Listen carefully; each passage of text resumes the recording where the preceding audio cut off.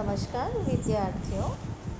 आज अपन आपके पाठ्यक्रम में निर्धारित ऋग्वेद के प्रथम मंडल के 154वें सूक्त के तीसरे और चौथे मंत्र को पढ़ रहे हैं।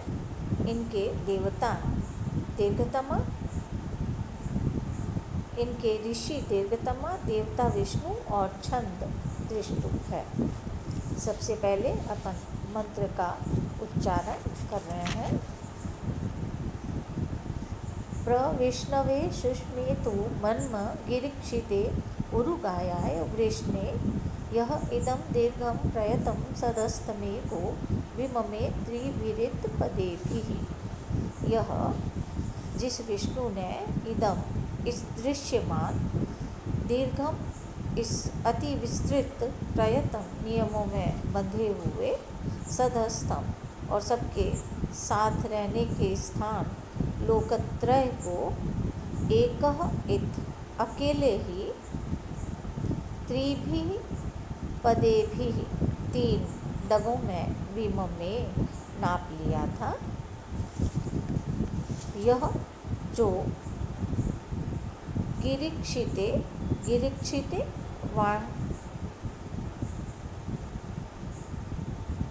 वाणियों में निवास करने वाले या उन्नत प्रदेश में रहने वाले। यहाँ पर गिरि के दो अर्थ है, एक तो वाणी और गिरि उन्नत प्रदेश। तो गिरिक्षिते वाणियों में निवास करने वाले या उन्नत प्रदेश में रहने वाले, उरुगायाय बहुतों के द्वारा स्तुति किए जाने वाले, वृष्णे कामनाओं को पूर्ण करने वाले, विष्णवे सर्वव्यापक विष्णु के लिए हमारी मन्म सुषम यह माननीय सम्माननीय या स्तुति के योग्य बल प्रएतु प्राप्त हो। पुनः कर रहे हैं। यह जिस विष्णु ने इदम इस दृश्यमान दीर्घम प्रयत्नम अत्यंत विस्तृत नियमों में बंधे हुए सदस्थम साथ रहने के स्थान लोकत्रय को एक अकेले ही त्रिविपदे भी तीन डगों से विममे नाप लिया है। यह जो गिरिक्षिते वाणियों में निवास करने वाले अथवा उन्नत प्रदेशों में रहने वाले, उरुगायाय बहुतों के द्वारा स्तुति किए जाने वाले, वृष्णे कामनाओं को पूर्ण करने वाले, विष्णवे सर्वव्यापक विष्णु के लिए मन्म सुष्म ये सम्माननीय या स्तुति के योग्य बल प्रएतु पहुँचे। अर्थात हमारे जो कृतियों से उत्पन्न बल है वो भगवान वो विष्णु देवता को प्राप्त हो। व्याकरण देख रहे हैं अपन इसमें।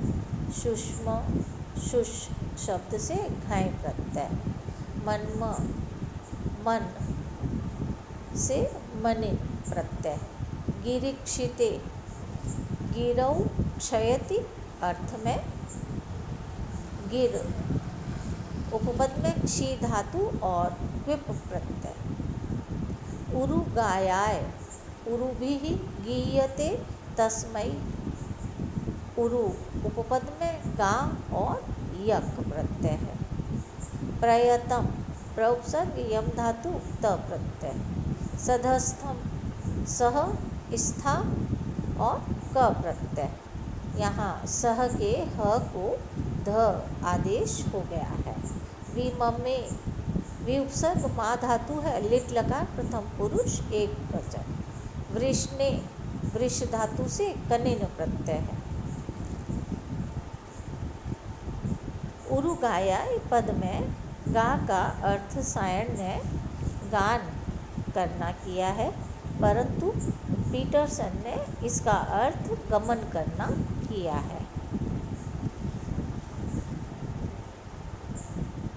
और सुष्म की निष्पत्ति रोथ के अनुसार स्वस्थ धातु से होती है और इसका अर्थ है पिपिंग साउंड। यहाँ पर भी छंद पूर्ति के लिए सुष्म को सुऊष्म उच्चारण करना चाहिए। अब अपन चौथे मंत्र को देख रहे हैं। यस्य त्रिपूर्ण मधुना पदान्यक्षीयमाणा स्वधया मदन्ति य उ त्रिधातु पृथिवीमुत ध्यामेको दाधार भुवनानि विश्वा। यस्य जिस विष्णु के मधुना मधुर दिव्य अमृत से पूर्ण भरे हुए त्रिपदानि ये तीन पद अक्षीयमाणा कभी क्षीण न होते हुए स्वधया अन्न के द्वारा मदंती आनंदित करते हैं। यस्य जिस विष्णु के मधुना मधुर दिव्य अमृत से पूर्ण भरे हुए त्रिपदानि तीन पद अक्षीयमाणा कभी क्षीण न होते हुए स्वधया अन्न से मदंती आनंदित करते हैं।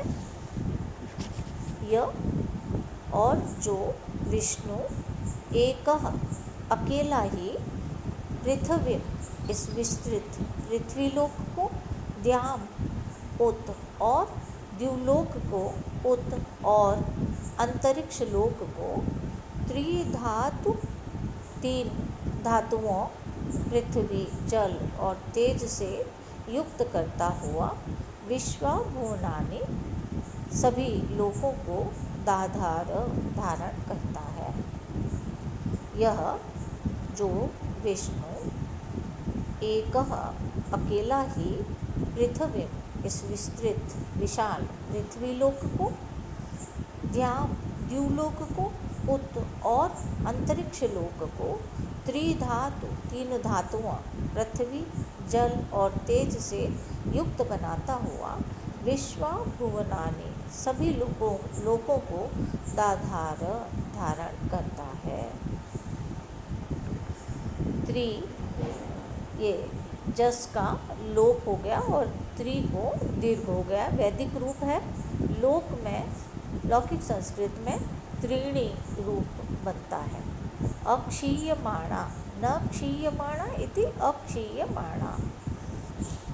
क्षी धातु से सानच प्रत्यय करते हैं तो क्षीयमाणा। पूर्णा लोक में पूर्णानि रूप बनता है। मदंती मद हर्षे धातु से लट लकार प्रथम पुरुष बहुवचन। लौकिक संस्कृत में मदयंती या माद्यंती रूप होगा। त्रिधातु त्रयाणां धातूनां समाहारः इति त्रिधातु। विश्वा ये भी वैदिक रूप है, लौकिक संस्कृत में विश्वानि होगा। दाधार द्विधातु लिट लकार प्रथम पुरुष एक वचन।